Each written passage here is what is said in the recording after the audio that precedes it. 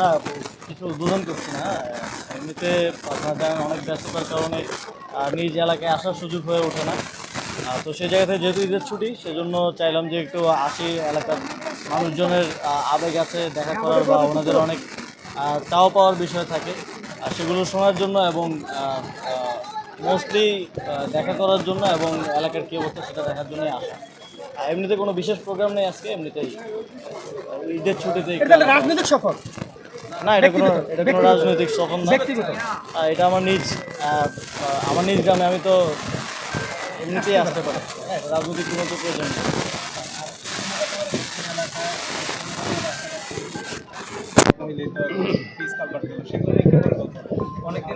না, বিগত সময়ে তো আমরা দেখেছি যে কুমিল্লার নাম শুনলেই আওয়ামী লীগের এক ধরনের বিতৃষ্ণার বিষয় ছিল। তো এখানে অনেকগুলো কাজ আমরা দেখেছি অনেক সময় প্ল্যান থেকে বাদ দেওয়া হয়েছে, যেহেতু এলজিআরডিতে আমি আছি, এবং অনেকগুলো কাজ প্ল্যানে থাকলেও দীর্ঘদিন ধরে এখানে কাজগুলো করা হয়নি, একটা অবহেলা ছিল।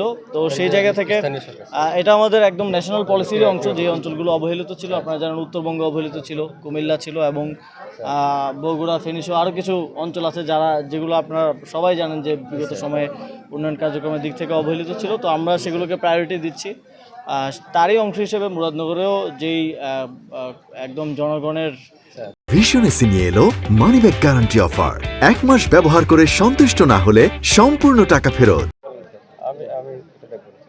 আর কিছু না থাকলে আমি যতটুকু জানি যে বিগত কিছুদিন যাবত আমরা দেখতে পাচ্ছি কিছু কিছু মিথ্যা তথ্য আমরা পরবর্তীতে ফেক চেকের মাধ্যমে জানতে পারি যে আপনার পরিবার আপনাকে নিয়ে গুজব রটানো হচ্ছে।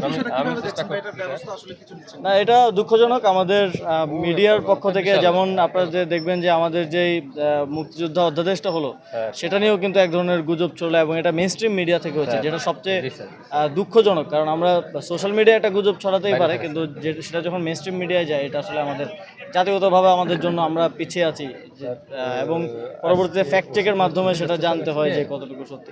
তো এখানে অনেকেই রাজনৈতিক উদ্দেশ্যপ্রণোদিতভাবে এটা করে থাকেন, এবং আপনারা দেখেছেন যে আমার পরিবারের মানহানি করা হয়েছে, একটা ভুয়া চাঁদপুরের একটা ঘটনাকে আমার বাড়ির ঘটনা বলে চালিয়ে দেওয়া হয়েছে, এবং আমার বাবার মানহানি করা হয়েছে। সেখানে আমরা তথ্য মন্ত্রণালয়ের সাথে কথা বলছি, এবং এই বিষয়ে আমরা এগুলো ডকুমেন্টেশন করে রাখছি যে আসলে কোন কোন মিডিয়ায় এই ধরনের নিউজগুলোকে ছড়ানো হয়েছে উদ্দেশ্যপ্রণোদিতভাবে, এবং মিসলিডিং শিরোনাম দেওয়া হয়েছে, থাম্বনেইল দেওয়া হয়েছে।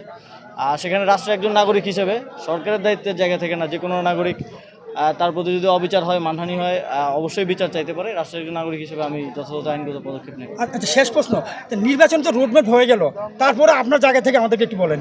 নির্বাচনের রোডম্যাপ তো হয়নি, একটা ডেট দেওয়া হয়েছে, সম্ভাব্য ডেট এপ্রিল মাসের প্রথমার্ধে, এবং এই ডেটকে মাথায় রেখে নির্বাচন কমিশন একটা রোডম্যাপ যথাসময়ে দেবে। এটা কি সংসদ নির্বাচন আগে না স্থানীয়? স্থানীয় সরকার এখন তো ওই রাজনৈতিক দলগুলোর থেকে যে কনসার্নটা ছিল স্থানীয় সরকার নির্বাচন হলে সংসদ নির্বাচন পিছিয়ে যেতে পারে, এখন তো আর সেই সম্ভাবনাটা নেই, যেহেতু আমাদের মাননীয় প্রধান উপদেষ্টা তিনি একটা সময় নির্ধারিত করে দিয়েছেন, এবং আপনারা জানেন যে জনগণের আসলে যেই সেবাগুলো স্থানীয় সরকার থেকে পায়, অধিকাংশ সেবাই স্থানীয় সরকারের মাধ্যমে পেয়ে থাকে, সেগুলো বিঘ্নিত হচ্ছে দীর্ঘদিন ধরে, এবং এটা আমাদের একটা কনসার্ন। আমরা অনেক জনকল্যাণমূলক কাজ করার চেষ্টা করছি, কিন্তু যে দৈনন্দিন সেবাগুলো দেওয়ার কথা সেগুলো দিতে পারছি না, কারণ স্থানীয় জনপ্রতিনিধি নেই। তো স্থানীয় সরকার নির্বাচন আয়োজন করাটা আপনারা জানেন সরকারের প্রথম থেকে বিশেষ সদিচ্ছা ছিল। কোন পর্যায়ে কতটুকু আমরা করতে পারি, স্থানীয় সরকারের অনেকগুলো স্তর আছে, কতটুকু আমরা করতে পারি সেটা আমরা দেখব, এবং সরকারের সিদ্ধান্ত অনুযায়ী আমরা সেই অনুযায়ী নির্বাচন কমিশনকে নির্বাচন আয়োজনের জন্য বলতে। আমি একটা শেষ কথা বলি, এটা আমাদের কুমিল্লার স্বার্থে না, সারা বাংলাদেশে করোনার সময় সারা বাংলাদেশে সরকারি হাসপাতালগুলিতে কিছু আইসিইউ দেওয়া হয়েছিল।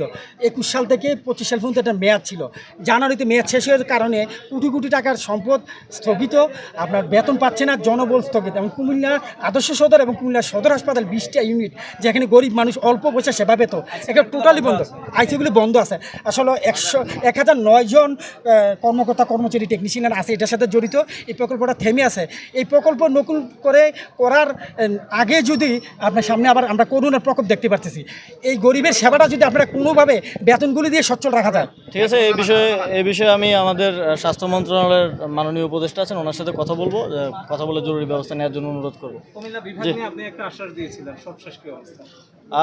আপনারা জানেন যে একটা প্রশাসনিক এত বড় একটা সিদ্ধান্ত বাস্তবায়ন করতে গেলে এখানে আর্থিক সংশ্লেষ আছে, আরও অনেক কিছু বাস্তবায়নের বিষয় আছে। তো এটা সরকারের এখনও প্রক্রিয়াধীন আছে এবং সরকারের বিবেচনাধীন আছে। আশা করি আমাদের অন্তর্বর্তীকালীন সরকারের সময় এই বিষয়ে একটা সুখবর দিতে পারবো। অনেক ধন্যবাদ।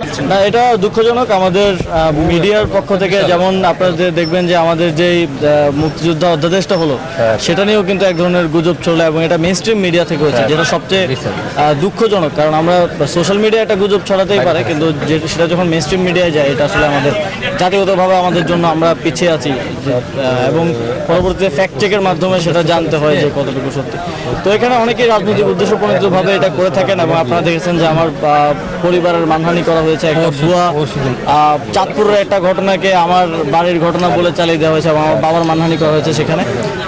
আমরা তথ্য মন্ত্রণালয়ের সাথে কথা বলছি এবং এই বিষয়ে আমরা এগুলো ডকুমেন্টেশন করে রাখছি যে আসলে কোন কোন মিডিয়ায় এই ধরনের নিউজগুলোকে ছড়ানো হয়েছে উদ্দেশ্যপ্রণোদিতভাবে এবং মিসলিডিং শিরোনাম দেওয়া হয়েছে, থাম্বনেইল দেওয়া হয়েছে। সেখানে রাষ্ট্রের একজন নাগরিক হিসেবে সরকারের দায়িত্বের জায়গা থেকে না, যে কোনো নাগরিক তার প্রতি যদি অবিচার হয়, মানহানি হয়, অবশ্যই বিচার চাইতে পারে। রাষ্ট্রের একজন নাগরিক হিসেবে আমি যথাযথ আইনগত পদক্ষেপ নেব। নির্বাচনের রোডম্যাপ তো হয়নি, একটা ডেট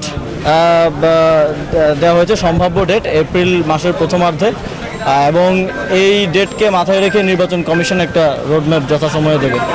এখন তো ওই রাজনৈতিক দলগুলোর থেকে যে কনসার্নটা ছিল স্থানীয় সরকার নির্বাচন হলে সংসদ নির্বাচন পিছিয়ে যেতে পারে, এখন তো আর সেই সম্ভাবনাটা নেই, যেহেতু আমাদের মাননীয় প্রধান উপদেষ্টা তিনি একটা সময় নির্ধারিত করে দিয়েছেন। এবং আপনারা জানেন যে জনগণের আসলে যেই সেবাগুলো স্থানীয় সরকার থেকে পায়, অধিকাংশ সেবা স্থানীয় সরকারের মাধ্যমে পেয়ে থাকে, সেগুলো বিঘ্নিত হচ্ছে দীর্ঘদিন ধরে এবং এটা আমাদের একটা কনসার্ন। আমরা অনেক জনকল্যাণমূলক কাজ করার চেষ্টা করছি, কিন্তু যে দৈনন্দিন সেবাগুলো দেওয়ার কথা সেগুলো দিতে পারছি না, কারণ স্থানীয় জনপ্রতিনিধি নেই।